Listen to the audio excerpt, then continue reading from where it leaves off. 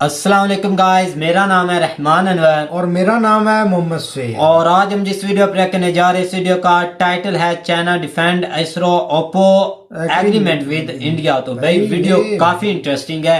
यहाँ पे इंटरेस्टिंग इसीलिए भाई बोल रहा हूँ कि टाइटल पढ़ने से ये लग रहा है। वीडियो स्टार्ट करते हैं और एंड में रिव्यू अच्छा देंगे। चलो सबसे पहले वीडियो देखते हैं और बाद में देते हैं रिव्यू। अगर वीडियो पसंद तो लाइक सब्सक्राइब जरूर कीजिएगा और मेरे में अपनी राय का इजहार जरूर कीजिएगा।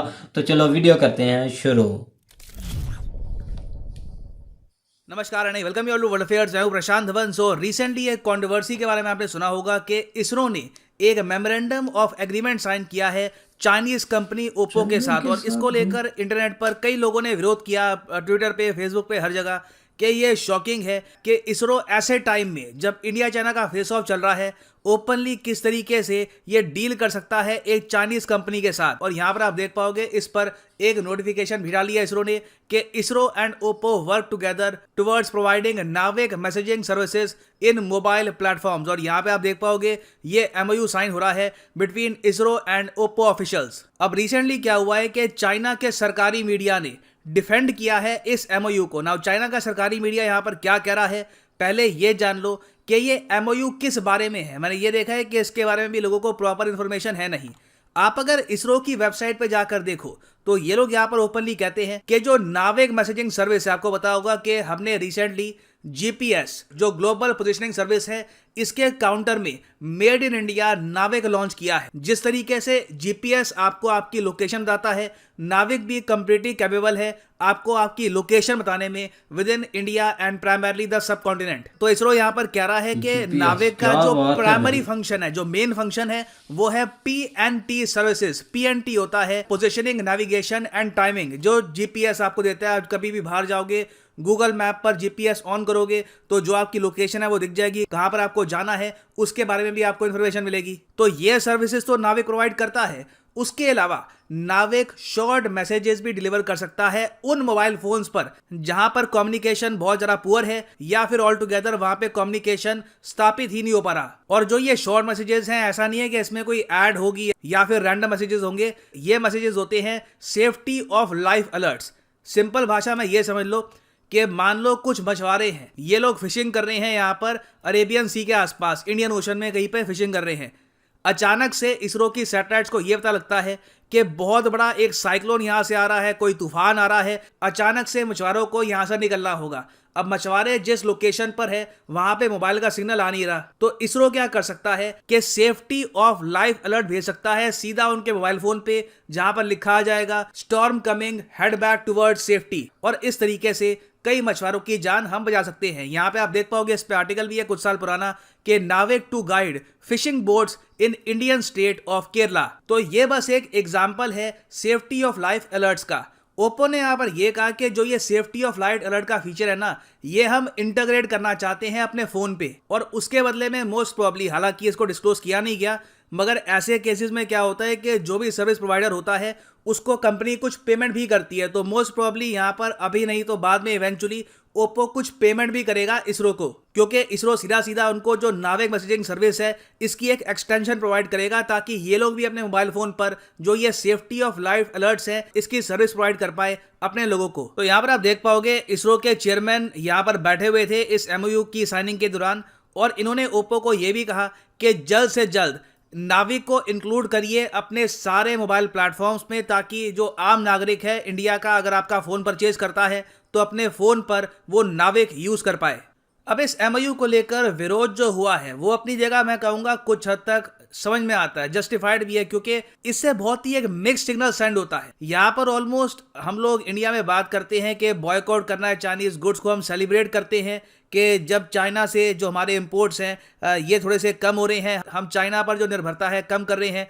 दूसरी तरफ इसरो जो हमारी प्रीमियर स्पेस एजेंसी है, जो मतलब प्राइड है इंडिया की, ये लोग एक एमओयू साइन करते हैं ओप्पो के साथ, तो डेफिनेटली इससे काफी एक मिक्स्ड सिग्नल सेंड होते हैं। मेरे हिसाब से ये इस टाइप की साइनिंग अगर ये अवॉइड कर लेते, थोड़ा सा डिले कर लेते, या फिर इतना आप कह सकते हैं नोटिफिकेशन के साथ ओपनली ना करते परहैप्स, तो लोग शायद ज़रा अप्रिशिएट करते। मगर चाइना ऑलरेडी इस डील के डिफेंस में आ गया है। ये लोग कह रहे हैं कि इस डील से एक्चुअली इंडिया को ही फायदा होने वाला है और इंडियंस को इस डील को सपोर्ट करना चाहिए। आगे आप देखोगे चाइना का सरकारी मीडिया ये भी ऐड करता है कि जब से गलवान वैली इंसिडेंट हुआ है, इन्होंने ये देखा है कि चाइनीज कंपनीज का काफी बड़े स्केल पर बॉयकॉट किया गया है, जिस वजह से चाइनीज बिजनेसमैन को कुछ लॉस हुआ है। इन्होंने सारी चीजें यहाँ पर ऐड करी है। हम लोग यूजुअली ये बात एज्यूम कर लेते हैं कि ये लोग भूल जाएंगे।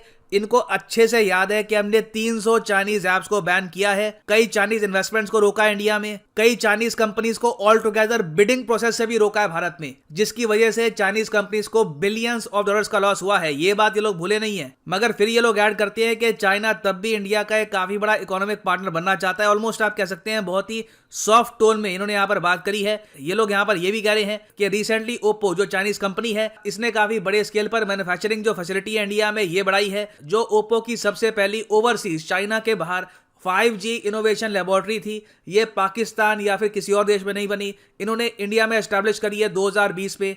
और उससे पहले आप अगर जाओ तो 2019 में इन्होंने एक कैमरा इनोवेशन लेबोरेटरी भी इंडिया में बनाई थी। फिर आगे ग्लोबल टाइम्स का आर्टिकल ये भी क्लेम करता है कि जो चाइना का नेविगेशन सिस्टम है, जो बाइडू है, इसको इन्होंने इंडस्ट्रीज के साथ जोड़कर टोटल जो आउटपुट है अपना $62 बिलियन के आसपास का कर दिया है। इसको आप अगर कंपेयर करोगे जीपीएस से तो उसका आउटपुट करीब 1.5 से लेकर 1.8 ट्रिलियन US डॉलर्स के आसपास है। तो ये लोग कह रहे हैं कि इन द फ्यूचर इसको हम और बढ़ाएंगे। इसरो को भी ऐसा करना चाहिए। मगर देखिए, कोई भी नहीं कह रहा कि इसरो को ऑल टुगेदर अपना जो आउटपुट है अपने नाविक सिस्टम का ये बढ़ाना नहीं चाहिए। घूम फिर के देखिए, लोगों की आपत्ति इसी बात को लेकर है कि अभी इतनी जल्दी जब गलवान वैली का इंसिडेंट हुआ है, बॉर्डर स्टैंड ऑफ अभी भी कायम है, तब उस वक्त ऐसा एग्रीमेंट करने की आवश्यकता क्या थी। और इसको लेकर कहीं ना कहीं गवर्नमेंट को सोचना होगा इन द फ्यूचर कि पब्लिक परसेप्शन भी मैटर करता है, पब्लिक सेंटिमेंट भी यहाँ पर मैटर करता है। आप अगर बाकी कंट्रीज में देखो तो जहां पर एंटी चाइना सेंटिमेंट है तो गवर्नमेंट उसको फॉलो भी करती है। फॉर एग्जाम्पल रिसेंटली जापान ने ऑल टुगेदर चाइना के ओलंपिक्स बॉयकॉट करी दिए डिप्लोमेटिकली, इवन दो जो चाइना के ऑनवॉय हैं टू जापान ये अर्ज कर रहे हैं आज के समय जापान की गवर्नमेंट को, जापान की सरकार को कि प्लीज डिप्लोमेटिक बॉयकॉट मत करो चाइनीज ओलंपिक्स का। मगर यहाँ पे जापान के जो पूर्व प्राइम मिनिस्टर है शिंजो आबे इन्होंने ये कहा इन्होंने ये कहा कि जो विल ऑफ पीपल है उसके बारे में हमको सोचना होगा कि लोग बेसिकली ग्राउंड लेवल पर क्या चाहते हैं। और सिंस चाइना के अग्रेशन को लेकर एक नेगेटिव पब्लिक सेंटिमेंट है तो अभी के लिए बॉयकॉट करना यहाँ पर ठीक होगा ये विंटर ओलंपिक्स। तो यहाँ पर मैं जानना चाहूंगा आपका ओपिनियन, प्लीज शेयर करिएगा अपना opinion in the comment section below कि क्या आप सपोर्ट करते हैं इस इसरो ओप्पो डील को। आप मानते हैं कि बिजनेस अपनी जगह है, अगर इसरो अपने नाविक प्लेटफॉर्म को प्रमोट कर रहा है ठीक है, या फिर आप मानते हैं कि नहीं टाइमिंग बहुत ही इंपॉर्टेंट है। इस टाइम एज ए कंट्री हम सबको, जब तक स्टैंड ऑफ चल रहा है, हम सबकी एक ही भाषा होनी चाहिए कि चाइना का हम मिलके बॉयकॉट करेंगे। तो इस टाइम ये जो फोटोज आई हैं, जो ये नोटिफिकेशन है, जो ये MOU साइन हुआ है, ये अवॉइड करना चाहिए था। लिखिएगा इसके बारे में कमेंट सेक्शन में, मैं जानना चाहूंगा आपका ओपिनियन। और फाइनली यहाँ पर मैं ये भी ऐड कर दूं कि आप अगर UPSC तो गाइस जैसा कि आप वीडियो देख रहे थे तो वीडियो भाई काफ़ी इंटरेस्टिंग थी। सर प्रशांत ने ठीक बोला, बिल्कुल ऐसे ही ना कि अभी आप देख रहे हैं कि चाइना और इंडिया और चाइना के भाई काफ़ी जो है फैक्ट चल रहे हैं, मतलब कि काफ़ी लड़ाई हो रही है, कभी इसी बात पर कभी इसी किसी और बात पर। अब चाइना प्रोपोगंडा भी बहुत फैला रहा है इंडिया के खिलाफ, मतलब ना फेक न्यूज़ों से बहुत ही प्रोपोगंडा फैला रहा है। और ऊपर से ये इनका मुआहदा मगर एग्रीमेंट, मतलब मुझे समझ नहीं लग रही कि ये हो क्या रहा है, क्योंकि ऑलरेडी इंडिया ने इतना बाइकआउट भाई किया है चाइना को। चाइना के तो भाई सिर पर पड़ी हुई है कि हमें इतने बाइकआउट हो रहे हैं, हम ऑलरेडी इतनी बड़ी एप्लीकेशन भी उनकी बंद कर दी है। बिल्कुल टिकटॉक भाई चाइना की है ना। तो ये होता है मुल्क से प्यार, एक लगान जो इंडिया वाले कर रहे हैं अपने मुल्क के साथ। बिल्कुल ऐसे ही जो लद्दाख में जो हुआ था ना, बिल्कुल ऐसे ही भाई जो सर प्रशांत बता रहे थे वो बहुत ही भाई अफसोसनाक था। और ये चाइना को इतना लॉस हुआ है और वो अब अपनी न्यूज में क्या छाप रहे हैं, वो यही चाहते हैं कि जो इन्होंने बाइकआउट किया ना गुड्स हमारे, ये दोबारा उसमें इंटरेस्ट लें या कुछ भी है। तो ISRO जो मतलब ये इनका मुआहदा हो रहा है ना ओप्पो वालों के साथ, तो ये अभी इनको जो क्लैश हुआ था, इनको भाई थोड़ा सा ना वेट करना चाहिए था इस चीज़ के लिए। क्योंकि आपको पता है कि हर एक चीज़ अब अगर एक बंदा कंपनी शुरू करता है ना, वो भाई अकेला नहीं चला सकता, ठीक है ना। तो उसको उसकी सपोर्ट की ज़रूरत है। अगर उसके गुड्स चलेंगे तो तब भी वो चलाएगा। तो इसीलिए अगर आवाम जो है इंडिया की वो यहाँ पे अगर सपोर्ट करती है तो ये काम होगा, वरना कभी नहीं होगा। जैसे इंडियन एक साथ जुड़े हुए हैं ना, इसी तरह जुड़े रहे तो भाई ये काम नहीं हो सकेगा। तो इनको ये जो अनाउंसमेंट है अभी इनके साथ जो एग्रीमेंट किया ये भी करना नहीं चाहिए था, मेरी तो यही राय है। क्योंकि जैसे हालात चल रहे थे, इन हालात को थोड़ा ठंडा होने देते तो फिर ये था कि फिर कुछ करते तो ठीक था, लेकिन अभी ये करना बिल्कुल ना के बराबर था, ठीक है ना। तो आपको पता है कि इंडियन ऐसे एक मतलब कि इंडिया के लिए है तो बिल्कुल भाई वो एक दूसरे के साथ ऐसे लगान में है कि मतलब कि वो जैसे गुड्स उनके बाइकआउट कर रहे हैं। आपने हाल ही में देखा कि जब दिवाली पे उनको इतना बड़ा इन्होंने लॉस दिया है, वो 50,000 करोड़ का। तो भाई इन्होंने वो 50,000 करोड़ अगर अपने कंट्री में आया तो भाई इसमें कितना फायदा है।